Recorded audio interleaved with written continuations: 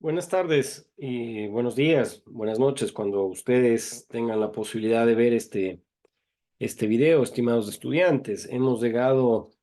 a la unidad número 4, es la última unidad dentro de la planificación que hemos realizado para esta asignatura de realidad nacional. Vamos a tocar algunos temas que son importantes al finalizar ya esta asignatura, al llegar a la parte final y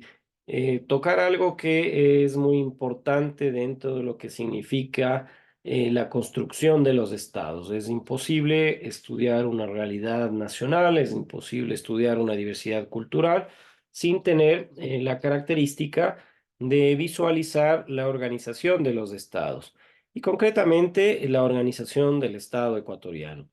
En esta unidad 4 se verán algunos temas que tienen relevancia frente a lo que significa un análisis contextual de que el Estado y su estructura permite no solamente al Ecuador, a su población, a sus instituciones, plantearse fines y objetivos comunes, sino que también nos trasladamos a un análisis histórico de la configuración de este imaginario, de este proceso de construcción de cada uno de los estados en el mundo y cómo cada uno de ellos tiene la posibilidad de que en un momento histórico de su establecimiento pueda o no revertirse a partir de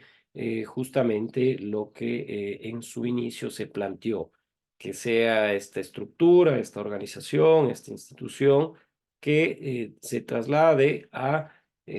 la población, a resolver los problemas que tiene esta población en un territorio determinado. Entonces, vamos a ver la organización del Estado ecuatoriano, cuáles son sus instituciones,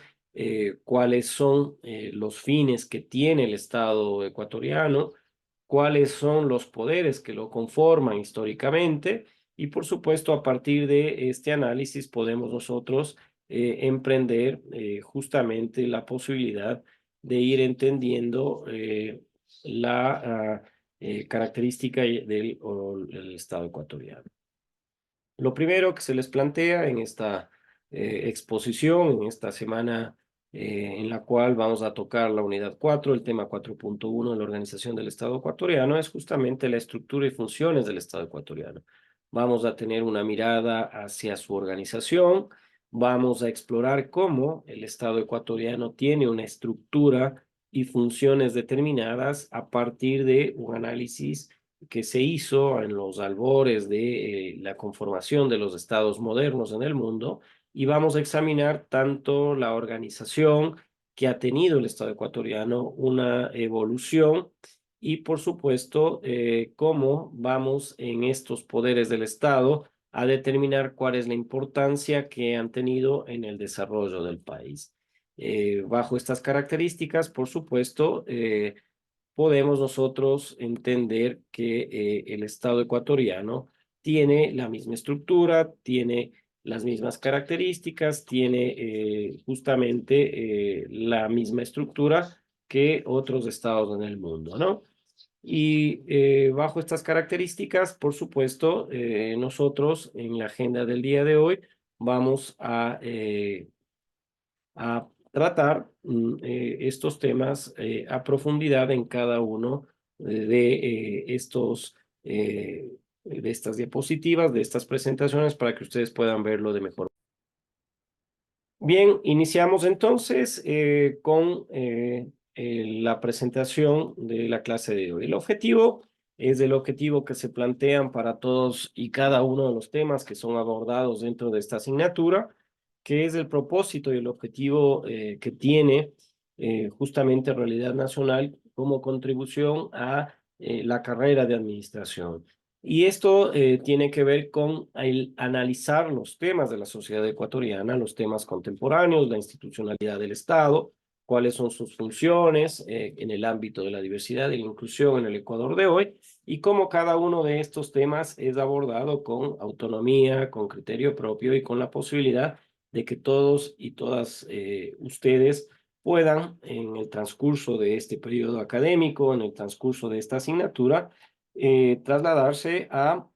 crear conceptos hacer análisis y, por supuesto, participaciones que nos permita entender todo este amplio abanico que significa la sociedad ecuatoriana, todo este amplio abanico que significa la institucionalidad del Estado, todo este amplio abanico que significan las funciones, la diversidad, la inclusión en el Ecuador de hoy, por supuesto con autonomía y criterio propio.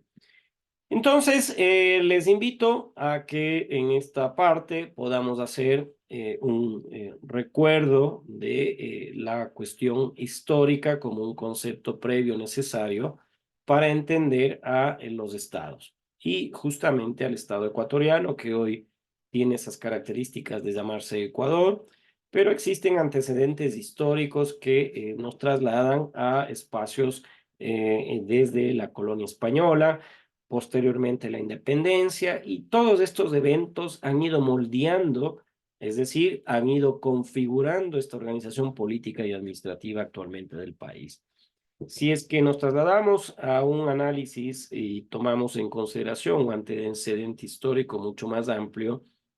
vemos que antes de la colonización por parte de España a los territorios que actualmente se encuentran en el país, no se conoce, no se tiene información cierta de cómo se encontraban organizados estos pueblos y nacionalidades ancestrales que vivían antes del proceso colonial. Sin embargo, sí, la colonia española tenía un régimen monárquico, tenía sus instituciones, tenía su estructura política administrativa determinada para los territorios que habían sido recientemente conquistados, sobre todo acá en América, y a partir de ahí, por supuesto, con la intervención de estos grupos que proponían a raíz de lo que venía ocurriendo en Europa, la Revolución Francesa, todos estos movimientos que empezaban a pensar una nueva forma de gobierno distinta al régimen monárquico, establecen procesos también en los cuales se van determinando divisiones políticas, divisiones y organizaciones administrativas a los territorios de la Gran Colombia. Recuerden ustedes que posteriormente a la colonia española, en lo cual la denominación que tenía nuestro país era de Real Audiencia de Quito, tenía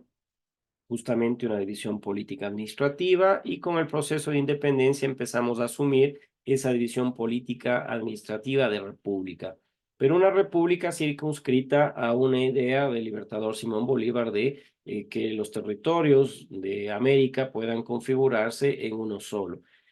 Sabemos lo difícil que es llegar a acuerdos, sabemos lo difícil que es llegar a consensos y por eso se configura la Gran Colombia a partir de la diversidad que consistía, por ejemplo,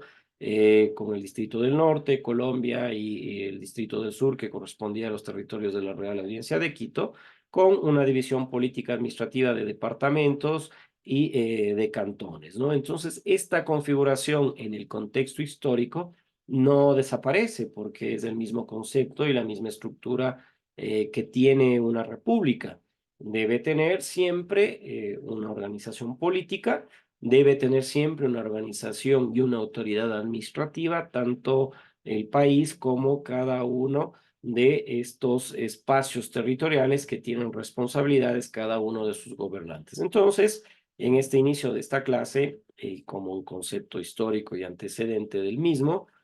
podemos decir que los antecedentes históricos del Estado ecuatoriano se remontan a la colonización española. Rasgos de este proceso colonial persisten hasta la actualidad. La independencia también provocó, por ejemplo, la división política administrativa en nuestro país con provincias y cantones, y estos eventos han ido generando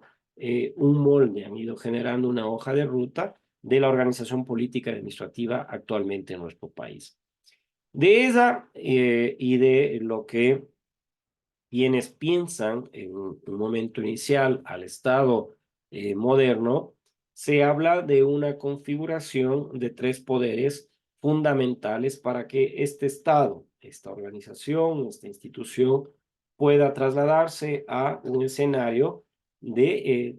bienestar para la población que vive dentro de un territorio determinado, es de que mínimamente debe existir un poder ejecutivo, una función ejecutiva. En aquel momento se hablaba de poder, hasta nuestros días también se habla de poder. en esos contrapesos, pesos y contrapesos de los poderes, este poder o función ejecutiva es ejercida por el presidente de la República. Este presidente de la República en justamente repúblicas democráticas presidencialistas como la que es el Ecuador, tiene la responsabilidad de ser jefe del Estado y jefe de gobierno. Este poder es fundamental para la gestión del Estado y la toma de decisiones. Si es que hacemos un análisis comparado de democracias en las cuales el Estado tiene un poder ejecutivo que es conseguido no directamente como acá en nuestro país, en el cual se elige un presidente de la República, el cual viene a ser jefe de Estado y de gobierno, lo hacemos con un análisis comparado, decía, de un régimen parlamentario, por ejemplo, de un sistema parlamentario. En el sistema parlamentario ustedes tienen que configurar una mayoría legislativa y a partir de ahí la organización política que obtiene los votos suficientes y necesarios crea gobierno, es decir, puede él nombrar a el presidente de la República, que es el jefe de gobierno. Como todavía tienen rasgos estos regímenes parlamentarios de una monarquía anterior, normalmente el jefe de Estado también tiene atribuciones bajo esas características monárquicas, el rey. Esto ocurre en España, esto ocurre en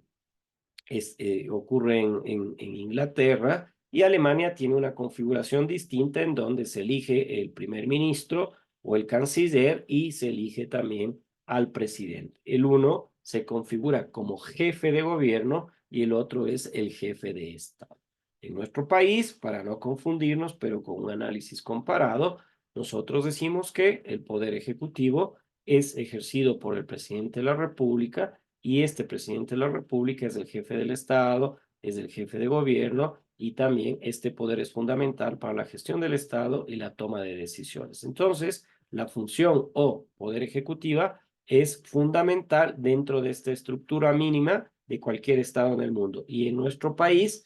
se configura como tal también desde 1830, desde la Convención de 1830, en donde se funda el Estado ecuatoriano. Toma este nombre que podemos debatir ustedes y yo, si es que es pertinente o no, que se llame Ecuador a estos territorios. Yo personalmente no estoy de acuerdo, pero sin embargo es el nombre que desde en aquel momento tenemos. Van a ser 200 años en el 2030 de ser un estado y justamente desde esta característica tenemos un poder ejecutivo, que es el jefe del estado, el jefe de gobierno, y es quien toma decisiones en función de administrar y gestionar el estado en nuestro país. Otro de los poderes importantísimos que tienen los estados modernos, y no puede ser de otra manera también el estado ecuatoriano, es el poder legislativo. Y en nuestro caso, desde el 2008 tiene esta configuración de llamarse Asamblea Nacional. Anteriormente se llamaba Congreso Nacional. En algún momento histórico, el órgano legislativo tenía dos cámaras, tenía el Senado y tenía la Cámara de Diputados, con las diferencias en las cuales el Senado toma en consideración cuestiones trascendentales de cambio a la Constitución o a la estructura del Estado. Era el conjunto de notables, de expertos que eran elegidos para que hagan este último filtro antes de la expedición de una ley, de una norma que tenga estas implicaciones, y la Cámara Baja o el Congreso de Diputados, en cambio, era como a estos momentos los representantes del pueblo ecuatoriano, de cada una de las circunscripciones territoriales, de las provincias. Entonces, desde el año 2008, la constituyente de aquel momento en Montecristi determinó que se llame Asamblea Nacional, que sea la encargada de crear las leyes y de controlar el gobierno. Es decir, que sea la encargada de legislar es en este espacio, no solamente físico, sino en este espacio de análisis, de debate, de confluencia de proyectos de ley en donde se aprueban las leyes que posteriormente son ejecutadas por las otras instituciones del Estado, que son,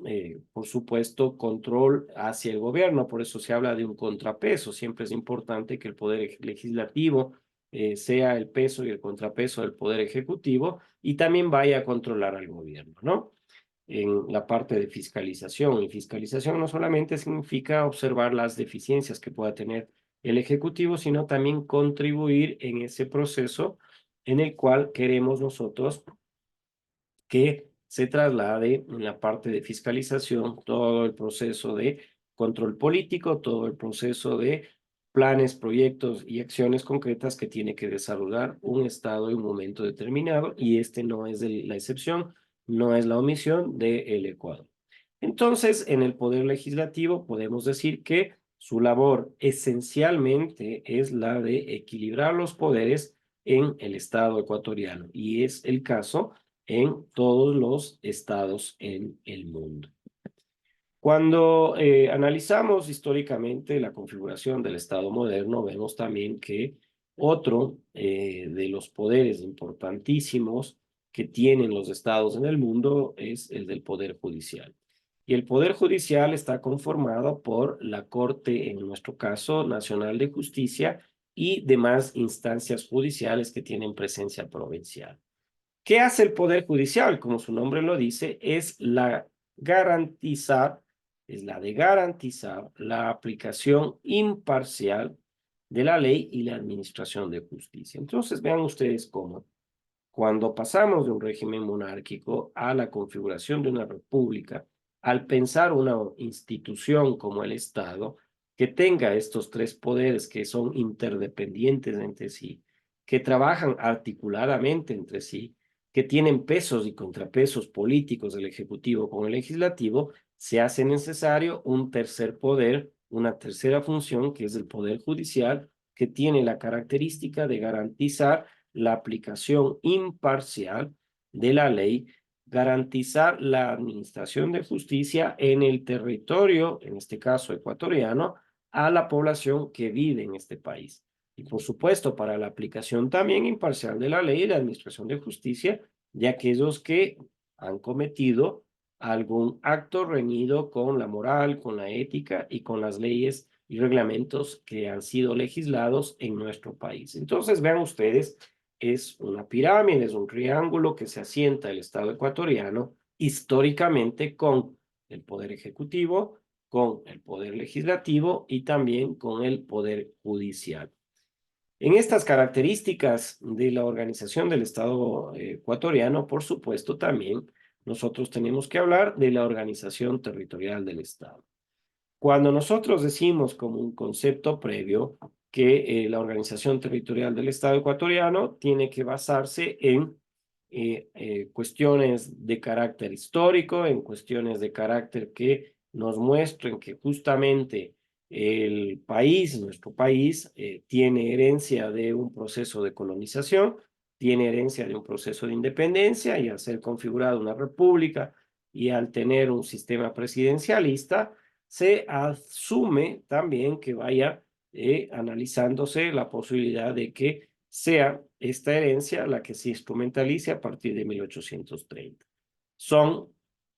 organizaciones territoriales históricas en las cuales se configuran provincias, se han ido creando provincias en función de las necesidades de cada uno de estos territorios en un proceso de descentralización y desconcentración del Estado ecuatoriano hacia estos territorios y a su población. Se ha ido creando en función de la ley también como parte de estas provincias cantones que su máxima autoridad, en este caso, es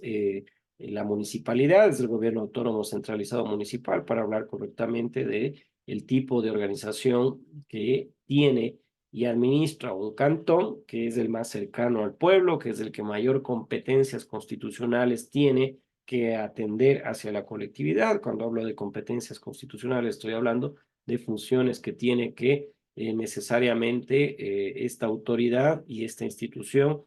cumplirlas. Cuando hablamos de las provincias, son los gobiernos autónomos centralizados provinciales con su máxima autoridad, que es el prefecto, la viceprefecta, y la configuración también de un órgano legislativo provincial como el Consejo Provincial, que en la actualidad lo conforman el prefecto, viceprefecta, los alcaldes de todos los cantones de esa provincia, y en un proceso democrático se eligen a presidentes de los GATs parroquiales, que son las máximas autoridades de cada una de las parroquias que conforman los cantones, para que se forme este Consejo Provincial en los cantones. Ustedes saben, la máxima autoridad del gobierno autónomo centralizado municipal es el alcalde, conjuntamente con los concejales, que son los miembros de los órganos legislativos cantonales, del Consejo Cantonal, y tienen las mismas atribuciones de cualquier legislador, es decir, crear leyes que tienen incidencia en el territorio cantonal, que pueden realizar actos de fiscalización. De hecho, es una de sus obligaciones, entre las dos únicas que tiene, y claramente esta estructura facilita la administración y la prestación de servicios a la población. Recuerden ustedes, en el 2008 se había planteado la posibilidad de que exista una organización territorial superior a la provincia. Se había determinado la conformación de regiones autónomas, como ocurre en otros países, que vayan aglutinando a las provincias, y esta configuración se convierte en región que vaya a atender y a asumir lo que anteriormente hacía o tenía como competencia el gobierno provincial, que básicamente es la vialidad rural, que básicamente es el riego, que básicamente es el desarrollo económico, el desarrollo turístico, y esto se veía, por ejemplo, desde el punto de vista de Bolívar, como una posibilidad, porque éramos parte de la región 5 y vamos a tener un gobernador regional que pueda ser electo democráticamente, que vaya a administrar esta configuración nueva de una organización territorial y su subdivisión, para asumir responsabilidades desconcentradas y descentralizadas del Estado ecuatoriano. Más sin embargo, se dio marcha atrás y se dejó la misma configuración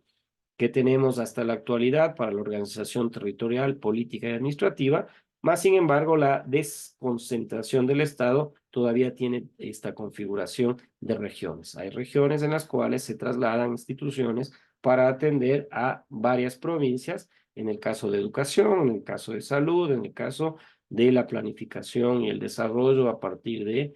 secretaría que tiene esta facultad. Para ir cerrando esta diapositiva, la organización territorial entonces del Estado ecuatoriano se basa en provincias, se basa en cantones, se basa en una división territorial parroquia, que es la organización territorial más pequeña, y esta estructura de una u otra manera ha permitido facilitar la administración, ha permitido facilitar la prestación de servicios a la población que vive en estas circunscripciones territoriales. Una vez que hemos visto los poderes del Estado ecuatoriano, que están articulados también a los poderes que tienen cualquier Estado moderno, nos trasladamos a las funciones del Estado. ¿Y cuál es la función del Estado? ¿Por qué se pensó en esta institución, en esta organización, para llamarla Estado? Bueno, el Estado ecuatoriano, el Estado argentino, el Estado peruano, colombiano, el que ustedes quieran, tiene una responsabilidad. Y esta responsabilidad histórica es la que, si vamos a un análisis histórico del inicio de las civilizaciones, se pensaba siempre en tener una forma de organización que permita a que exista una institución que tenga la responsabilidad de garantizar la seguridad y el bienestar de sus ciudadanos. Hoy, claramente, tenemos un grave problema en nuestro país con el ámbito de la seguridad. Tenemos un grave problema en el cual incluso uno de los elementos que se han planteado para poder brindar seguridad externa a los países, a los estados, como es el ejército, está realizando funciones de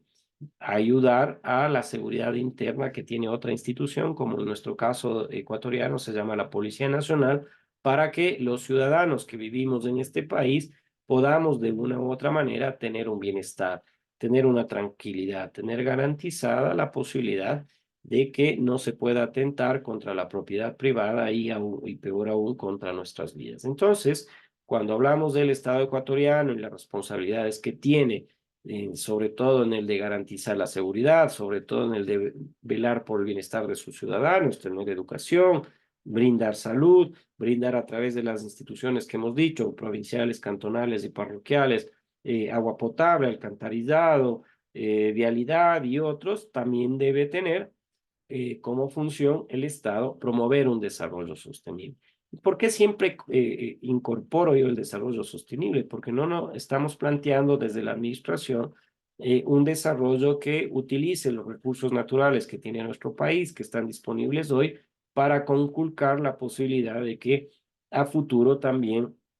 las nuevas generaciones puedan hacerlo. Así que la promoción del desarrollo sostenible, la promoción de la justicia social son también funciones específicas del Estado, así como las de garantizar la seguridad y el bienestar de los ciudadanos.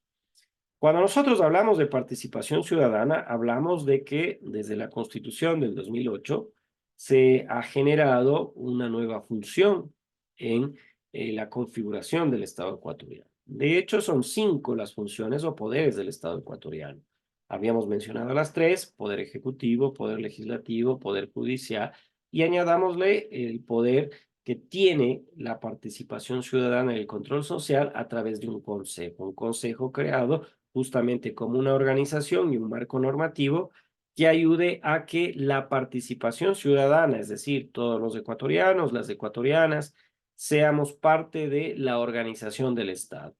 Y cuando nos dicen seamos parte de la organización del Estado, nosotros nos preguntamos, pero si hemos nacido en el Ecuador, ¿cómo no somos parte del Ecuador? Es que se generan procesos en los cuales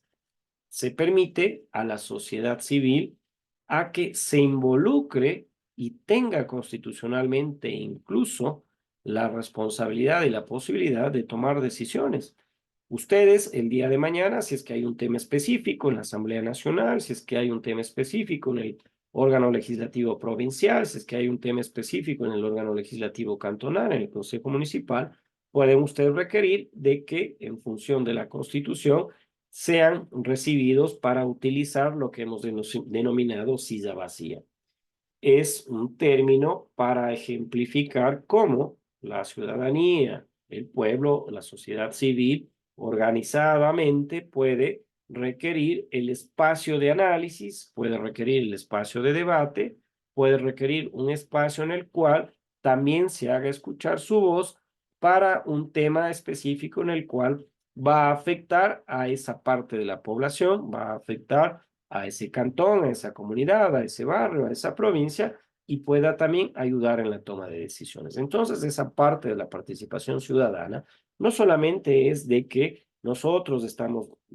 llamados a que cada 4 años vayamos a ejercer nuestro voto en un proceso electoral determinado, sino que estamos también obligados y se nos permite que podamos involucrarnos en la toma de decisiones en cualquier espacio de un consejo municipal, un consejo provincial o la Asamblea Nacional. Y también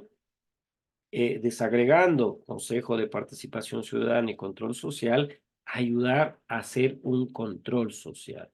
a vigilar el poder público. Si es que la ciudadanía, el pueblo está evidenciando de que el alcalde, el prefecto, el GAT parroquial o alguna autoridad está utilizando esa atribución que le da la Constitución, la ley o la democracia para efectuar acciones en contra de lo que está determinado en el marco normativo, estamos nosotros para hacer ese control social, para ejercer esa vigilancia del poder público y que pueda encauzarse y encaminarse justamente en los ámbitos en los cuales creemos que se lo tiene que hacer. Entonces, vean ustedes, la organización del Estado ecuatoriano va mucho más allá. Por eso se decía de que es muy vanguardista, ¿no? Nuestra Constitución, aparte de que la mayoría de los estados en el mundo tienen 3 poderes establecidos al mismo nivel, acá le incorporamos un quinto poder. El cuarto poder, ya lo vamos a ver a continuación, es en un sistema democrático el de la organización electoral, es decir, ese poder electoral que funge como árbitro, perdón el término, pero es el que se encarga de organizar, desarrollar y proclamar resultados electorales en cada una de las circunscripciones territoriales, dada la circunstancia de nuestra organización política administrativa. Cuando nosotros hablamos también de participación ciudadana y una obligatoriedad del Estado y de sus autoridades, es el de la transparencia y rendir cuentas. Cuando hablamos de transparencia, hablamos de un principio ineludible para asegurar la responsabilidad del Estado ante la ciudadanía. Y por supuesto, la transparencia también nos ayuda a prevenir la corrupción en la gestión pública. Porque no solamente estamos nosotros requiriendo de que después de un tiempo determinado, por obligación, las autoridades tengan que rendir cuentas, es decir, generar espacios en los cuales puedan decirnos a los bolivarenses, puedan decirnos a los guarandeños, puedan decirnos a los ecuatorianos qué es lo que han hecho y han dejado de hacer durante el tiempo en el cual